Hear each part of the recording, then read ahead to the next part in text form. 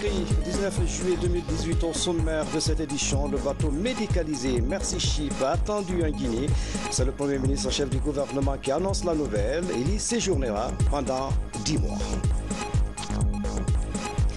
Un logiciel de recensement des paysans vient d'être mis au point. Près de 200 jeunes Guinéens apprennent les techniques d'utilisation de cet outil qui vise à faciliter une distribution équitable des semences aux producteurs. Après les cris de joie et liesse populaire en faveur de la victoire de l'équipe de France, un groupe de soutien aux Bleus et à Paul Pogba est né à Conakry. Il a animé une conférence de presse ce jeudi à la Maison de la Presse. Mesdames et messieurs, bonsoir. Merci de l'attention et bienvenue dans cette édition qui s'ouvre sur un décret du chef de l'État. Décret numéro D 2018-118 PRJ et SJG portant nomination du directeur national de la police judiciaire. Le président de la République, vu la Constitution, décrète, article 1er, M. Abdul Malik Koné, commissaire de police, matricule 261-129T, précédemment directeur national adjoint de la police judiciaire, est nommé directeur national de la police judiciaire. Article 2, le présent décret qui abroge toute disposition antérieure prend effet à compter de sa date de signature et sera enregistré et publié au journal officiel de la République. Conakry, le 19 juillet 2018, signé professeur Alpha Condé, chef de l'État. Le bateau médicalisé Merci Ship arrive dans les prochains jours à Conakry. Il séjournera pendant 10 mois. Les régions de Mamou, Kankan, Zérekouré, Boké et Conakry bénéficieront des services de Merci Ship. L'arrivée de ce navire est possible grâce à l'implication personnelle du chef de l'État, professeur Alpha Condé. À propos, écoutons la déclaration du Premier ministre, chef du gouvernement, Dr Ibrahima Kassouri Fofana.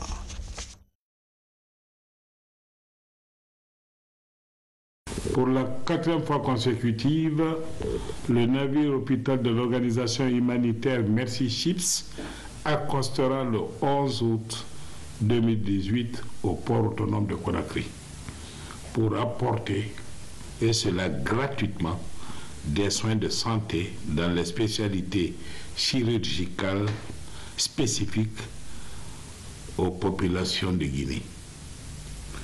Cette intervention de Merci Ship se fera en Guinée grâce à l'implication personnelle du président de la République, le professeur Alpha Condé, à travers la signature d'un protocole d'accord entre la Guinée et les autorités de Merci Ship le 20 mars 2017 à Genève. Au départ de ce programme d'assistance médicale, M. le président de la République a confié la coordination à la primature. Une commission interministérielle est mise en place. Merci Ship a déjà effectué 5 missions préparatoires et l'événement est placé sous le marrainage de la première dame de la République pour lui donner la dimension souhaitable. Le travail préparatoire en cours conduira à la sélection des patients de la manière suivante. Pour les malades de la moyenne Guinée, le lieu choisi est Mamou et la date retenue est le 16 octobre 2018. Pour les malades de la Guinée forestière, le lieu de regroupement choisi est Zérekouré et la date retenue est le 20 novembre. Pour les malades de la Haute-Guinée, le lieu choisi est Kankan et la date retenue est le 24 novembre. Pour les malades de la Basse-Guinée, le lieu choisi est Boké et la date retenue est le 20 octobre. Pour la grande région spéciale de Conakry, le lieu choisi est le Palais du Peuple et la date retenue est le 20 août 2018.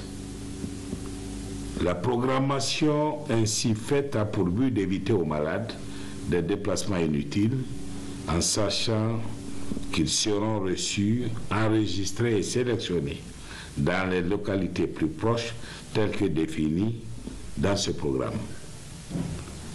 Le président de la République, le professeur Alpha Condé et le gouvernement de la République continue de veiller aux préoccupations majeures des populations, notamment celles relatives à l'accès aux soins de santé auxquels Merci Chips vient à point nommé contribuer. Enfin, c'est le lieu de remercier les autorités impliquées dans le programme Merci Chips Guinée 2018-2019, les membres de la commission Guinée Merci Chips, ainsi que les différentes équipes préparatoires de cette organisation humanitaire pour le sérieux et les efforts déployés à date pour la réussite de l'arrivée en Guinée de Merci Chips. Le réajustement du prix du carburant à la pompe, le président du groupe parlementaire de la majorité présidentielle comprend les motivations du gouvernement. L'honorable Amadou Damaro Camara explique les pertes subies par l'État guinéen liées à la subvention des produits pétroliers. Et là, au micro de Aboubacar Camara, c'est dans l'émission Entretien de Coloma. Nous vous proposons un extrait. Ne parle pas.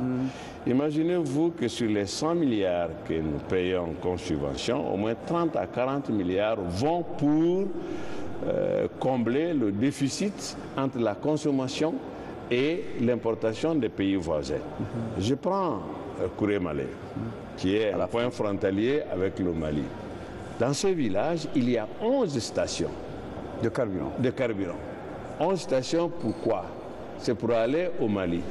Et à juste raison, une citerne de 40 000 litres vendue à Kourémalé à raison de 8 000, c'est 320 000 litres.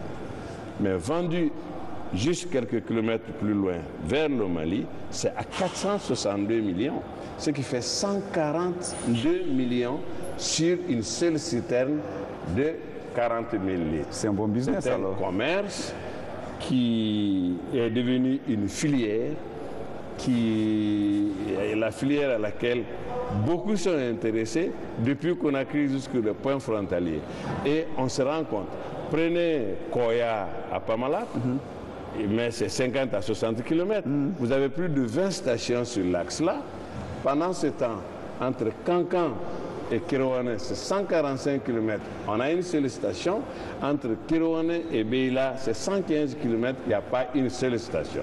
Donc ce n'est pas une bonne cartographie pour alléger la souffrance des populations, mais ça va dans le sens des points frontaliers où on y fait de l'argent. C'est pratiquement l'État qui importe ici, qui importe et qui distribue aux grossistes. Avec ces explications-là, on comprend que vous comprenez la nécessité de la mesure gouvernementale aujourd'hui. Mais absolument. C'est-à-dire que quand nous voulons même parler ce que je peux appeler le français facile,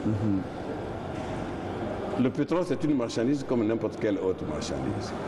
Quand on l'a acheté à 10 000, on vend à 8 000, après ça devient 11 000, on continue de vendre à 8 000, quand ça atteindra 15 000, on est obligé de dire, écoutez, je ne peux plus continuer de vendre à 8 000 parce que je n'ai plus les moyens de porter, de supporter ce différentiel qui est devenu lourd, qui aurait dû servir à autre chose. Pourquoi voulez-vous que l'on paye 700 milliards en 6 mois et que 300 de ces 700 milliards soient pour financer le déficit de consommation des pays voisins?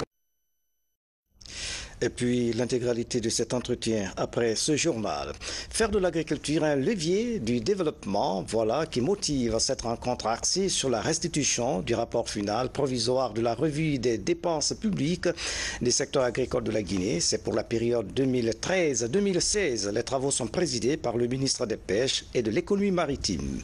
Habib Thiam fait le point. Le programme d'appui au secteur agricole est une des initiatives pour une croissance économique forte et durable en Guinée.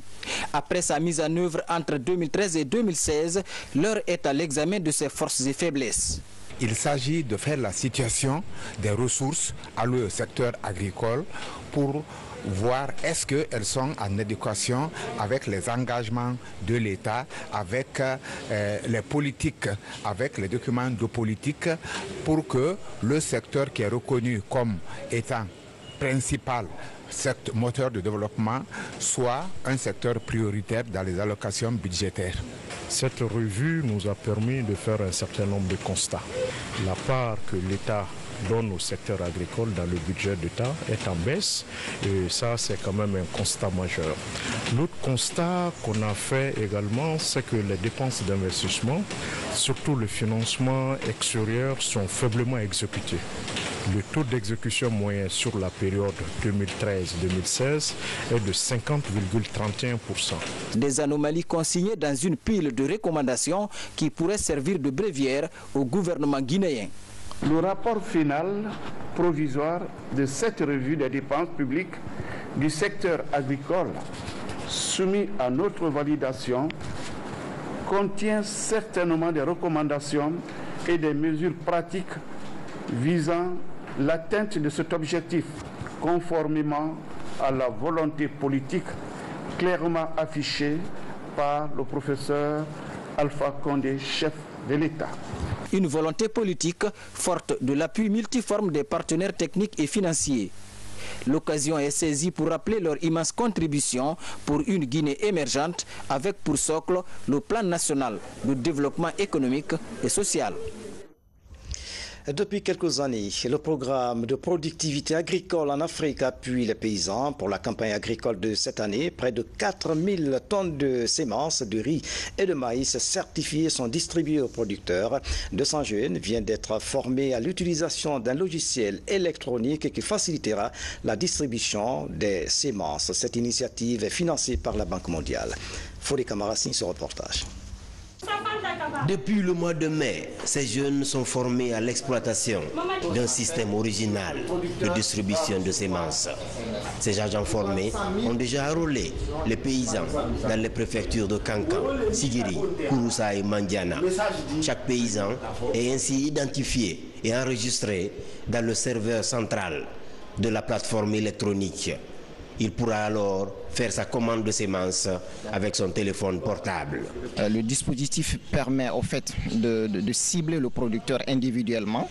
Donc il n'est plus possible aujourd'hui que lorsque l'État veut aider un producteur X, que cette subvention se retrouve dans la main d'un producteur Y. Parce que la subvention va aller au producteur directement à travers son numéro de téléphone pour les quantités et pour la culture qu'il est en train de pratiquer. Cette initiative de promotion rurale a pour objectif de générer et d'accélérer l'adoption des technologies améliorées dans les domaines d'intervention du programme de productivité agricole en Afrique de l'Ouest.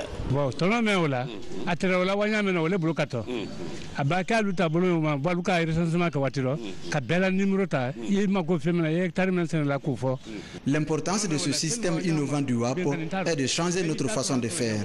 D'abord, on nous a tous recensés ici en prenant nos contacts. L'objectif est de nous permettre de profiter du programme prioritaire initié par le gouvernement pour lutter contre la pauvreté en milieu rural. Les premiers bénéficiaires évaluent l'immensité de la tâche qui les attend. Ils s'engagent à servir loyalement afin de permettre à la Guinée d'accélérer son développement agricole. Je me suis fixé un objectif quantitatif parce que depuis au début on nous a demandé de faire au moins 20 à 25 producteurs par jour. Donc avec 25 producteurs par jour, on pouvait avoir au moins 150 producteurs par semaine. Donc 150 producteurs par semaine avec 600 producteurs dans le mois. Dans les 2 mois, on devrait avoir au moins 1200 producteurs. Et je suis très content aussi d'avoir passé 2 mois de temps avec la communauté. Donc, nous m'a montré beaucoup d'expérience et beaucoup d'expertise aussi. Chacun des jeunes formés a bénéficié d'un téléphone Android comportant l'application de distribution électronique des semences. Au finish, ils vont tous rejoindre leurs zones respectives pour servir d'intermédiaires pour les paysans. Il l'a promis, il l'a fait. Les préfectures de Gawal, l'Elouma et l'Abbé bénéficient des chèvres rouges venues de Maradi au Niger. C'est une action du président de la République qui vise à rendre performant l'élevage à Moyenne-Guinée, une initiative présidentielle appréciée par les bénéficiaires. Salfoudine Diallo, Mamadou Alpha Baldi, reportage. Après la journée nationale de l'élevage organisée à l'Abbé, le temps est désormais à l'action. Ces chèvres rousses de Maradi viennent du Niger Ils sont sur le point d'être envoyés dans les préfectures de Gaoual, Lelouma et Labé pour la région naturelle de la Moyenne-Guinée. Pour cette phase pilote, des chèvres accompagnées de boucs seront attribuées à un certain nombre d'éleveurs choisis selon des critères spécifiques. Il s'agit à l'exploitant de fournir un site non conflictuel pour l'implantation de la chèvrerie, valider le programme d'appui conseil proposé par la direction, participer à la construction du logement du troupeau, constituer une réserve alimentaire suffisante pour l'alimentation du troupeau, adhérer au plan prophylactique proposé par la direction, participer au renseignement des fiches de suivi, participer à la vulgarisation de la race à travers la diffusion des produits issus du noyau de base. Cette nouvelle race se multiplie plus vite que la race locale et sa production journalière de lait est estimée à 0,6 litres, ce qui signifie plus de revenus pour les éleveurs. Pour faciliter leur adaptation, ces chèvres rousses seront gardées dans des enclos aménagés à cet effet. Quant à nos bénéficiaires, on fera de notre mieux pour que l'ambition du chef de l'État aboutisse vraiment à bon escient. On trouvera tous les moyens en collaboration avec les techniciens, pour que l'échantillon que nous avons eu soit vulgarisé à grande échelle. Je voudrais inviter tous les techniciens à apporter leur soutien à cette initiative. Parce que sans eux, c'est une initiative qui est vouée à l'échec. Mais il faudrait donc qu'ils assurent le suivi, quel que soit le type de groupement qu'on aura mis sur place. Dans les prochains jours, les bovins et volailles sont aussi attendus. Ainsi, la Guinée trace une nouvelle voie pour son élevage, jusque-là resté traditionnel. On change de sujet. La lutte contre les changements climatiques est au cœur des préoccupations des autorités en charge de l'environnement. Les acteurs et partenaires se concertent pour la validation de la deuxième communication nationale, un document qui prendra en compte la contribution de la Guinée à la lutte contre les dérèglements climatiques. Ousmane Ba. La Guinée à l'œuvre dans la lutte contre les changements climatiques. Les acteurs des parties prenantes se concertent pour la validation de la seconde communication nationale. Un document qui va porter en son sein la contribution de la Guinée au combat contre la modification du climat mondial. Il sera présenté au secrétariat de la Convention cadre des Nations Unies sur les changements climatiques pour examen et adoption. C'est leur deuxième rapport que la Guinée présente au secrétariat de la Convention sur le changement climatique dans le cadre de ses obligations que la Convention lui impose pour dire exactement quelle est la situation des questions de changement climatique en Guinée, à savoir les émissions de gaz qui provoquent le réchauffement de la Terre, les stratégies d'adaptation qu'on pourrait demander ou qu'on pourrait élaborer à l'intention de la communauté nationale et internationale pour pouvoir mieux sauvegarder les ressources de notre pays, pour voir dans quelle mesure on peut intégrer les questions de changement climatique dans les plans et programmes de développement de la Guinée. La validation de cette seconde communication nationale va conforter la Guinée dans son rôle de stabilisateur régional des émissions de gaz à effet de serre avec les moyens à sa disposition. Dans le document contribution déterminée au niveau national, la Guinée envisage entre autres de préserver pour le bénéfice des populations guinéennes et de la région ouest africaine la qualité et la quantité des ressources en eau, de mettre en place les mesures nécessaires à la protection, la conservation et la gestion des écosystèmes, la redynamisation des activités économiques et le renforcement de la résilience des populations de la zone côtière. Ce projet est financé par le Fonds pour l'environnement mondial avec un appui technique du Programme des Nations Unies sur l'environnement. La Convention sur les changements climatiques a été adoptée lors de la Conférence des Nations Unies sur la Terre tenue en juin 1992 à Rio de Janeiro. Direction Farana, où le ministre d'État, ministre de l'Environnement, est en tournée de prise de contact avec les services relevant de son ressort. Objectif, s'enquérir des réalités environnementales de Sankara. Le ministre Oye Guilavogui a eu des échanges avec les cadres du parc du Haut-Niger. Sur les pas du ministre, Mamadou Alpha Baldi, envoyé spécial. Il est le plus grand et l'un des mieux fournis en ressources fauniques et floristiques du pays. Classé réserve mondiale de biosphère par l'UNESCO depuis 2002, le parc du Haut-Niger couvre une superficie d'1 200 000 hectares. Aujourd'hui, il constitue une sorte de zone tampon entre la région de la savane et celle de la forêt. Pour pérenniser les retombées bénéfiques du site et mieux contrer les différentes formes d'agression du parc et de sa faune, l'heure est à la mobilisation des troupes. La nouvelle équipe dirigeante du département de l'environnement entame sa première sortie dans l'arrière-pays par ce parc pour échanger, harmoniser et mieux agir. C'est dans cette zone seulement maintenant où on retrouve les dernières espèces intégralement protégées et en grande quantité. Quand vous prenez les hippopotames, les lions, les hyènes, les panthères, et que c'est encore qui existent maintenant là, qui n'existe maintenant en grande quantité qu'au niveau du Haut-Niger. Nous avons 158 agents. 158 agents pour 12 000 km². Au point de vue programme de l'UNESCO, c'est insuffisant. Mais nous avons un atout, c'est l'implication effective de cette population locale. Très satisfait de venir visiter une telle forêt qui ressemble beaucoup même à la forêt de Ziaman de Massanta, bien qu'on soit en Haute-Guinée. Et je les ai donc invités à veiller jalousement, n'est-ce pas, à cette forêt et les espèces rares qui s'y trouvent. C'est une des particularités de notre pays. Il y a des espèces ici qu'on ne trouve qu'en Guinée, nulle part ailleurs. Le chimpanzé aujourd'hui a la plus grande population dans le monde et ça se trouve ici, en Guinée. Pas seulement dans ce seul parc, mais ça se trouve en Guinée. Donc je les ai invités à continuer à les protéger pour qu'on ne cesse pas de parler de la Guinée dans ce domaine. L'augmentation du nombre d'agents et leur formation continue sont aussi encouragées. Fait beaucoup d'efforts, nous sommes en train de les former. Nous essayons d'introduire, de surveiller de façon régulière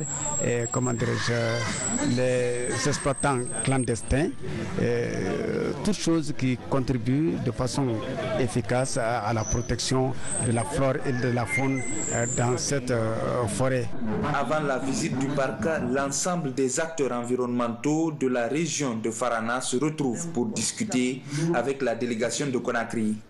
Les problèmes sont nombreux, faible présence des conservateurs mutés dans la zone, envahissement des forêts urbaines et périurbaines sont entre autres sujets évoqués. La région compte officiellement une vingtaine de forêts classées et abrite de nombreuses têtes de sources, dont celle du Niger, régulièrement agressées, d'où la nécessité d'accroître les efforts de surveillance et de protection. Dans le même registre, un spectacle dénommé « Les enfants de la forêt » a été organisé mercredi au Centre culturel franco-guinéen. L'initiative vise à impliquer les tout-petits dans la protection de l'environnement. De nombreux enfants de la capitale et des parents étaient à ce rendez-vous. Le reportage de Fatoumata Batouli Diallo et Nabi Kamara. Les enfants de la forêt, c'est le thème central de ce spectacle. Il mobilise une centaine d'enfants de la capitale avec la volonté de Terre Afrique d'impliquer les jeunes dans la préservation de l'environnement. Quand on parle d'environnement, on ne peut pas oublier les enfants. C'est eux les citoyens de demain, c'est eux qui feront le monde de demain. Si on ne les sensibilise pas dès maintenant, s'ils ne prennent pas conscience dès maintenant de problèmes écologiques sur la planète aujourd'hui, nous avons déjà perdu la bataille, comme on dit. Donc c'est vraiment avec eux qu'il faut commencer pour que demain, notre monde soit plus écologique, qu'ils se soucient plus dans l'environnement et que nous vivions mieux tous ensemble avec la nature. Que quand on met les ordures dans les rues, les conséquences, c'est les inondations. Il faut vraiment être un citoyen responsable. Nos gouvernants, c'est vrai, parfois on les accuse, mais je pense que nous aussi, les citoyens, on doit être responsables. Une heure de spectacle soutenu par des sketchs sur les méfaits de la pollution, la déforestation, les feux de brousse. Cette action ludique permet aux enfants de mesurer l'impact de l'environnement sur leur vie. J'ai appris qu'il faut aimer la forêt, c'est très important, surtout pour les enfants. Il ne faut pas salir la nature parce qu'elle est plus importante. Il ne faut pas couper les arbres, c'est interdit. L'ONG Terre Afrique entend porter le message dans les 33 préfectures du pays et les 5 communes de Conakry. Pour y arriver, elle compte sur le soutien du ministère de l'Environnement, des Eaux et Forêts. C'est un exemple à suivre. Plus de 100 agents de développement communautaire sont en formation à Kindia. Il s'agit de les impliquer dans la gestion des travaux de réalisation des infrastructures destinées aux collectivités locales. La rencontre est initiée par le ministère de l'Administration du Territoire et de la Décentralisation. Mohamed Lamine Kamara. En Guinée, plusieurs efforts sont fournis par l'État et les partenaires au développement pour doter les municipalités du pays des infrastructures socio-économiques de qualité. Souvent, les travaux sont exécutés sans l'implication des techniciens et des cadres des collectivités concernées. Pour corriger le dysfonctionnement dans l'exécution des travaux, plus de 100 agents de développement local sont en conclave ici à Kindia. Ils apprennent le mécanisme de maîtrise d'ouvrage et de gestion des chantiers. L'objectif, c'est d'aider effectivement aux ADL qu'on appelle les agents de développement local à connaître les rôles et responsabilités pour aider les collectivités à jouer leur rôle. Si je prends par exemple, les infrastructures réalisées par le PACV au niveau des communautés. Si les ADL n'aident pas les parents à la gestion des activités réalisées au niveau des communes, ça ne peut pas marcher. La raison qui nous a poussé d'inviter tous les ADL pour qu'ils maîtrisent effectivement le contenu, n'est-ce pas, de la maîtrise d'ouvrage. La stratégie du ministère de l'Administration du Territoire et de la Décentralisation avec le soutien du programme d'appui aux communautés villageoises, PACV, est d'outiller ces acteurs locaux en maîtrise d'ouvrage afin de s'impliquer activement dans le suivi et le contrôle des projets. Les ADL, nous savons que c'est les premiers garants du développement local. Ce sont des agents qui sont auprès des collectivités, qui les appuient dans l'élaboration, le suivi et l'exécution des activités et des projets que ces collectivités formulent pour le besoin, la satisfaction des besoins de la population. Cette nouvelle démarche du ministère de l'Administration du Territoire vise à renforcer les capacités opérationnelles des agents de développement. Ils sont désormais des futurs formateurs dans leur collectivité locale. Dans l'actualité encore, remise de satisfecit à la Direction générale des douanes. Le bénéficiaire de cet acte de reconnaissance n'est rien d'autre que le général de brigade Toumani Sangaré, directeur général des douanes. C'est suite à son élection par ses pairs lors de la 23e conférence comme vice-président de l'OMD pour l'Afrique de l'Ouest. Alassane Viogobari, reportage. Le son du clairon pour la montée des couleurs ce matin avait bien une saveur de reconnaissance collective du mérite du directeur général des douanes de Guinée, récemment élu par ses pairs d'Afrique de l'Ouest et d'Afrique centrale comme vice-président de l'OMD dans la région. Une initiative du service des affaires sociales équivalent du syndicat des travailleurs de la Direction générale des douanes. Nous en sommes fiers, la Guinée en est fière. Que Dieu le Tout-Puissant vous protège. Qu'il vous donne la force d'exercer au bon échéant la confiance placée en vous. Que Dieu le Tout-Puissant protège la douane guinéenne, les douaniers. Que Dieu le Tout-Puissant protège la Guinée.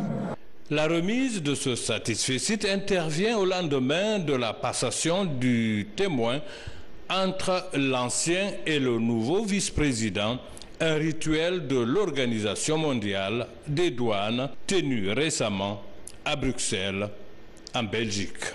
J'avoue que la confiance qui nous a été placée par nos pairs de l'Afrique de l'Ouest et de l'Afrique centrale résulte de l'effort de chacun de vous. On ne peut pas être désigné pour superviser les plans de réforme au niveau de 23 administrations douanières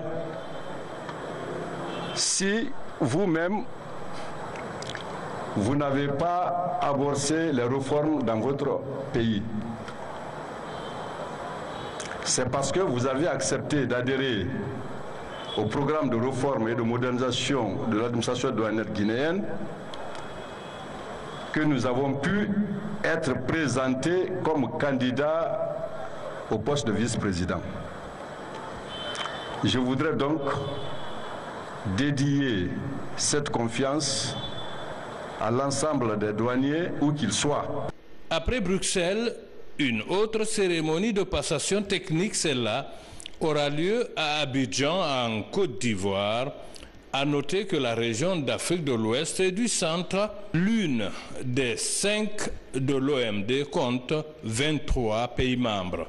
Et chaque pays doit contribuer à hauteur de 8 000 € dans le cadre du budget de fonctionnement du bureau de la vice-présidence OMD AOC.